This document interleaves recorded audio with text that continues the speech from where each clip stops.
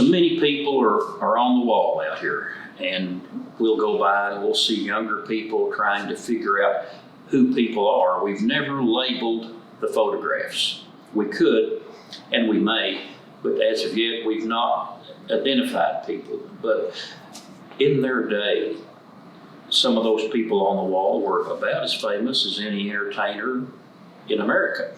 I think of Tennessee Ernie Ford. He's out there. He was on NBC TV for 5 years in the 50s and 60s, a superstar from Bristol, Tennessee.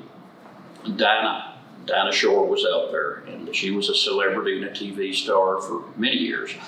Dinah was from Winchester, Tennessee, southeast of Nashville.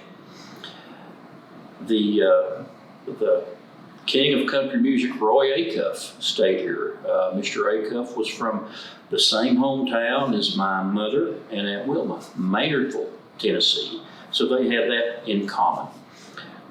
We've also got another Maynardville person out there on the wall, Carl Smith. Carl Smith was a superstar in country music in the 1950s. Had some big hits, several written by Boudleaux and Felice Bryant, who also stayed here. And Carl Smith took his honeymoon here about 1952, I believe it was, 52, 53. And Carl Smith at that time was on his honeymoon with a lady named June Carter, who later became more famous as the wife of Johnny Cash. So we would love to get Carlene here sometime and perform. We've talked to her about that. Of course, there's a lot of things on standby right now because of COVID, but we've expressed an interest in doing that. A lot of other entertainers, Andy Williams, not a country music star, but more of a middle-of-the-road person. What you have to realize is in the 50s and 60s, there were a lot of stars living around Nashville.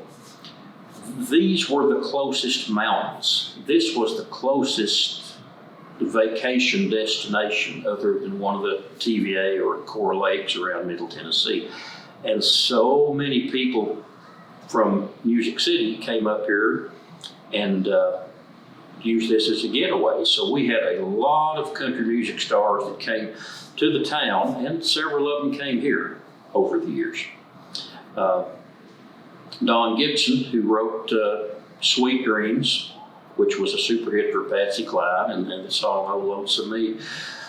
Don Gibson came up and had a little disagreement with my Uncle Rail, and Rail tossed him, and as a result, Don Gibson just went down the street and bought his own motel, and I'm confident he said, well, they're not going to throw me out of this one.